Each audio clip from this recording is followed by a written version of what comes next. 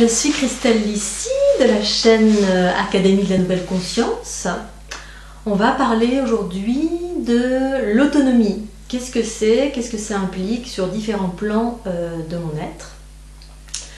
Donc à un certain degré en fait d'unité en soi, c'est-à-dire d'équilibre des polarités masculines et féminines reconstituées dans le bon ordre, eh bien on devient la souveraine, le souverain en soi, qui implique qu'on va de plus en plus vers l'autonomie. L'autonomie, ça porte plusieurs implications, plusieurs explications, plusieurs expressions.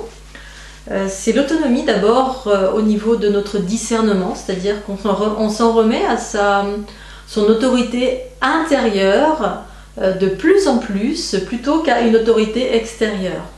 Une autorité intérieure, c'est s'en référer à ses intuitions, son principe féminin, sa déesse intérieure, la part en soi qui sait ce qui est juste et bon pour soi, pour pouvoir évoluer dans la vie et pour pouvoir se réaliser dans la vie. Donc progressivement, on fait de plus en plus confiance à cette autorité intérieure qui est notre pleine conscience. La pleine conscience implique en fait l'équilibre des polarités. Pleine veut dire unité des deux polarités nous permettant d'avoir une vision d'ensemble juste et bonne pour soi. Avant cela, donc c'est un processus graduel bien évidemment, on est toujours dans la quête extérieure, c'est-à-dire qu'on peut, ou on pourrait être toujours dans la quête extérieure, parce qu'en fait c'est bien aussi d'être à l'extérieur, mais c'est un équilibre entre les deux. Donc la quête extérieure qui n'est pas dans l'équilibre, c'est qu'on s'en remet essentiellement à ce qu'on nous dit à l'extérieur de nous. Donc dans notre société, ça se caractérise par exemple par les lois ou les individus qui vous disent en permanence comment vous devez vous comporter, ce qui est juste et bon pour soi, à quoi on doit se conformer, la normalité, les principes. C'est tous nos conditionnements sociétaux à travers l'école, l'éducation, le travail dans lequel on va évoluer, donc qui correspond à un travail où on a un patron, un dirigeant. On ne travaille pas pour soi, mais sous les ordres de quelqu'un qui va nous donner des directives. Ça peut être bien aussi, hein, mais ça peut ne pas correspondre à qui on est, et on peut se plier en fait à ce cadre qui n'est pas forcément juste et bon pour soi, parce qu'en fait, dans l'équilibre de nos polarités, pour se réaliser ou pour manifester quelque chose dans sa vie, on doit d'abord s'en remettre à notre propre discernement, et c'est ça l'autorité en soi, qui nous permet d'être autonome sur différents aspects. Donc avant tout, s'en référer à nos intuitions, s'interroger intérieurement, à savoir ce qui est juste et bon pour soi, avant de se plier à ce que quelqu'un va nous conseiller ou nous obliger à faire des choses qui sont la plupart du temps qui ne sont pas justes et bonnes pour nous. Notamment la plupart des lois ne sont pas justes et bonnes pour nous. On arrive dans un régime quasiment totalitaire où les lois sont répressives plutôt qu'en protection d'individus. Et en fait, d'aller vers son unité, c'est devenir un être responsable qui rencontre sa sagesse intérieure et qui permet du coup de ne plus avoir ni pensée, parole et action à l'encontre de quelque chose d'extérieur à nous. C'est-à-dire on n'a plus de distorsion, ou de moins en moins de distorsion, de moins en moins de pensées, de paroles et d'actions qui sont dans les distorsions et pour soi et pour l'ensemble. C'est-à-dire on n'est plus en mesure de nuire à ce qui est à l'extérieur de nous-mêmes, parce qu'on ne se nuit plus à nous-mêmes, on arrive dans l'amour de soi qui correspond à l'équilibre des polarités. Donc au fur et à mesure de ce processus d'unité, eh bien, on se régit, on devient le roi ou la reine intérieure, qui sait exactement ce qui est juste et bon pour soi, malgré ce qu'on va entendre à l'extérieur, c'est-à-dire toutes les lois, mets ta ceinture, mets ton clignotant, fais ci, fais ça, etc. Alors que la plupart du temps, il n'y a aucun vrai danger, il y a juste des autorités qui sont, entre guillemets, en distorsion. Voilà, et qui ont pour but de nous guider par la peur et nous générer les êtres humains via la peur, des peurs inexistantes, qui sont régies par des instances, les instances qui nous gouvernent. Je ne vais pas m'étaler là-dessus. Je vais revenir à l'autonomie. L'autonomie nous amène donc à être régis par nos propres lois. Ces propres lois sont bien évidemment de plus en plus harmonieuses. Parce qu'évidemment, si on est dans nos distorsions et qu'on est régi par des lois égotiques, on peut devenir un destructeur. C'est ce qui se passe avec les individus régis essentiellement par leur ego. On est régi par nos propres lois égotiques, et à ce moment-là, on peut vouloir faire plier les autres à ces lois égotiques. Et ces lois égotiques, eh bien, c'est des lois, c'est des actions menées par la peur. La peur, des peurs de toutes sortes, qu'elles soient conscientes ou inconscientes, et qui va générer du chaos en nous et à l'extérieur de nous. Nos instances, nos gouvernements, on va dire notre société est régie par ces lois-là, les lois de l'ego qui sont des formes de lois qui promulguent la destruction et l'involution de la nature humaine, plutôt que de la protection et de l'harmonie. Donc tout ceci n'est pas un jugement, c'est parfaitement juste, on passe par ces différents stades, on s'émancipe quand on trouve l'équilibre de nos polarités et surtout quand on retrouve l'émergence du principe féminin.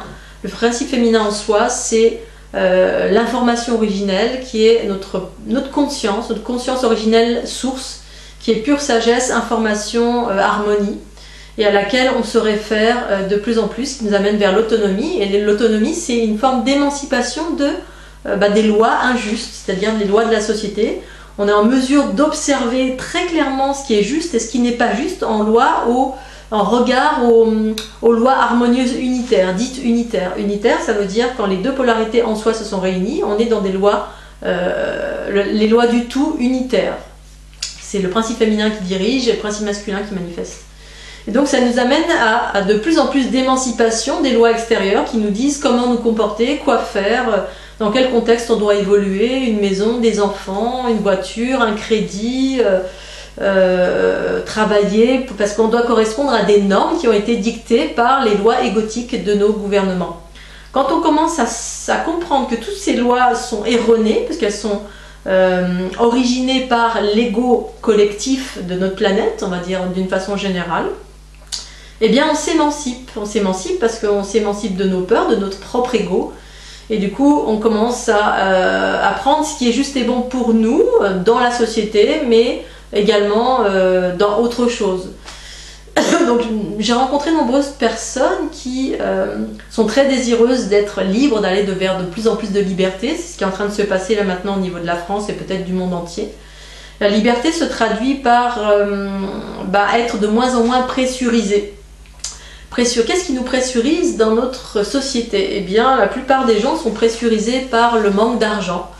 Le manque d'argent, pourquoi? Parce qu'on a un travail qui nous rapporte peut-être pas beaucoup d'argent, ou le minimum, et que, on va dire, 80% de la somme qu'on va gagner va être réinjectée dans ce qui nous pollue, c'est-à-dire ce qui nous pompe notre finance dans notre univers intérieur, nos finances, à savoir le fait d'avoir une maison qu'on soit propriétaire ou locataire, implique un espèce de carcan bien verrouillé, bien enfermé, et ça depuis très très très longtemps.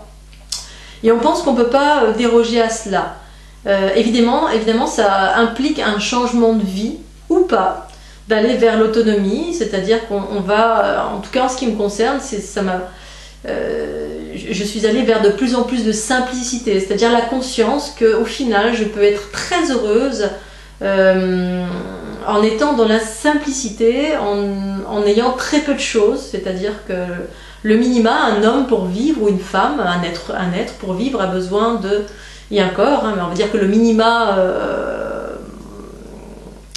acceptable selon certains individus, tout dépend des individus, c'est de boire, de manger, de dormir, nos besoins vitaux. Voilà. Boire, manger, dormir, ce seraient nos trois besoins vitaux pour pouvoir prétendre être un être vivant et être entre guillemets heureux et libre avec ces trois principes-là. Donc, manger, évidemment, on va se dire on a besoin de travailler de l'argent pour manger. Eh bien, déjà, c'est une fausse croyance. On peut très bien manger sans avoir d'argent ou très peu d'argent. On est dans une société de consommation où tout est fait pour nous emmener vers l'ultra-consommation d'une multitude de choses dont nous n'avons pas besoin.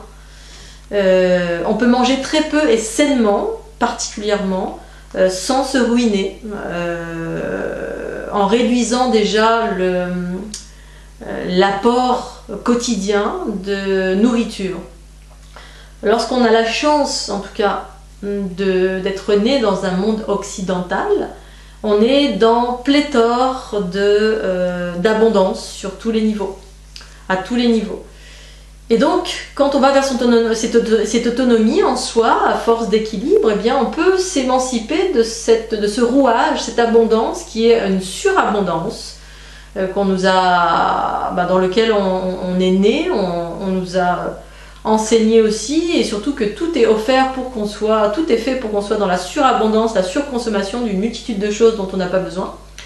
Donc la nourriture, beaucoup de choses sont superficielles, d'autant plus que ces choses-là ne sont pas nécessaires, voire nocifs pour notre corps. Tous les produits transformés, on va dire, ne sont pas vitales. La base d'un produit naturel et sain pour un corps humain, ce sont les fruits et les légumes. Les fruits et les légumes et l'eau, bien évidemment, sont la base pour pouvoir vivre, on va dire, sainement et correctement, apporter de l'énergie saine, vitale à son corps. C'est de se nourrir de fruits, de légumes et d'eau, d'une eau vivante.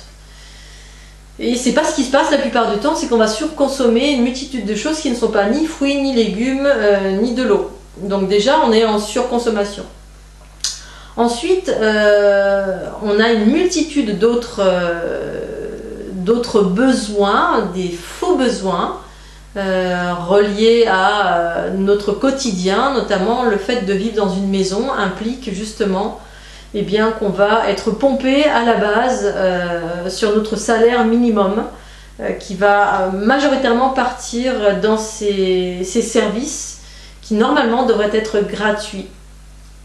Alors je vais faire un autre petit post parce que sinon ça va faire une vidéo un peu trop longue pour expliquer qu'on peut s'émanciper, que plus on va vers notre autonomie et notre équilibre au niveau de nos polarités, plus on a envie de s'émanciper de ce carcan enfermé qui est bien évidemment géré par les plus grands lobbies de la planète, qui sont les garants, enfin pas les garants, mais ceux qui contrôlent l'énergie. Certaines énergies, on croit qu'ils contrôlent, mais en fait pas du tout, on peut s'émanciper de cela. L'énergie dont on a besoin pour vivre, entre guillemets, ce qui n'est pas tout à fait le cas. Voilà, je vous remercie de votre écoute. Je vais faire une deuxième petite vidéo pour faire suite à cette première vidéo dont le thème est l'autonomie. Voilà, je vous remercie et à très très vite sur la chaîne Académie de la Nouvelle Conscience. Au revoir.